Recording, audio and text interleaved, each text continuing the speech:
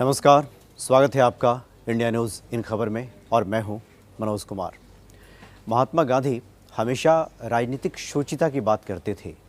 राजनीतिक शुचिता का मतलब कि मन, वचन और कर्म इन तीनों के साथ तालमेल बिठाकर अगर व्यक्ति के मानस में, कर्म में और वचन में तीनों में एका हो, शुद्धि हो, तभी किसी बड़े लक्ष्य को, किसी बड़े ध्येय को प्राप्त किया जा सकता है। ये भी कहना था गांधी का कि यह कितना भी बड़ा लक्ष्य हो, लेकिन अगर साधन ठीक ना हो तो उस लक्ष्य का कोई मतलब नहीं होता। और खासकर राजनीतिक शुचिता की वो हमेशा बात करते थे। लेकिन अब लगता है कि जैसे भारत में राजनीतिक दलों ने इस सिद्धांत को भुला दिया है, या यूँ कहें कि सिद्धांत से कोई लेना देना नहीं है। हम ऐसा इसलिए कह रहे हैं क्योंकि कर्नाटक में ऐसा हुआ है। आपको याद होगा कि 2012 में विधानसभा सत्र के दौरान 2 विधायक और 3 मंत्री आपस में ग्रुप बनाकर एक अश्लील वीडियो देखते हुए पकड़े गए थे, पाए गए थे, और उसके बाद इन्हें इस्तीफा देना पड़ा था। यह कितनी हैरत अंगेज बात है कि लोकतंत्र का मंदिर कहा जाता है सदन को। लोकसभा, विधानसभा, विधान परिषद, राज्यसभा, ये सभी लोकतंत्र के मंदिर हैं। बड़ा ही पवित्र स्थान माना गया है लोकतांत्रिक व्यवस्था में।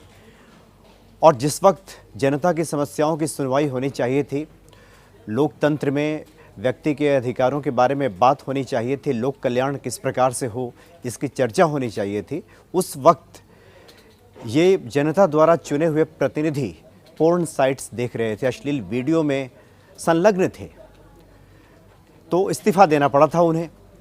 अभी जो नई नवेली सरकार बनी है बीजेपी की कर्नाटका में, पिछले 26 जुलाई को येदियुरप्पा ने मुख्यमंत्री पद की शपथ ली और कल ही 17 नए मंत्रियों को शपथ दिलाई गई। इसमें से 2 मंत्री ऐसे हैं, ये वही लोग हैं जो पोर्न साइट देखते हुए पकड़े गए थे, जो विधानसभा में बैठकर अश्लील वीडियो देख रहे थे।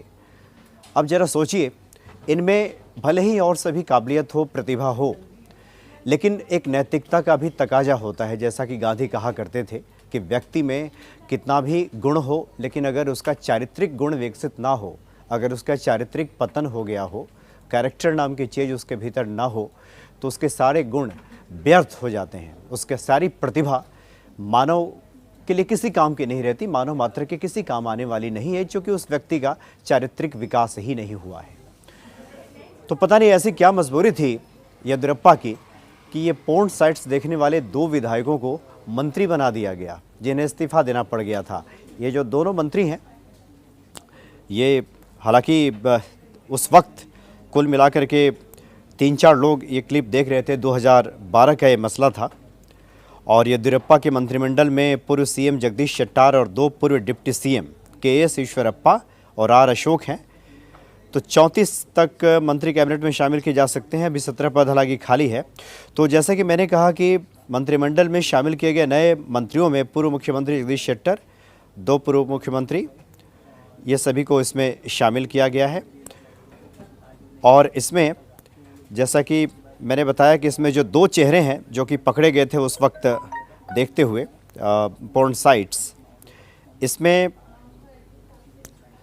2 पूर्व मुख्यमंत्री के.एस. ईश्वरप्पा, आर अशोक, निर्दलीय विधायक एच. नागेश और लक्ष्मण सावदी, जो कि विधान या सभा या परिषद के सदस्य भी नहीं है। इसमें से जो 2 हैं ये किसी भी सदन के सदस्य भी नहीं है, ये वही पोर्न साइट देखने वाले विधायक अभी हैं। तो अभी हालांकि कहीं सदस्य नहीं है, इन्हें भी मंत्री बना दिया गया है। तो ये स्थिति है कर्नाटका में।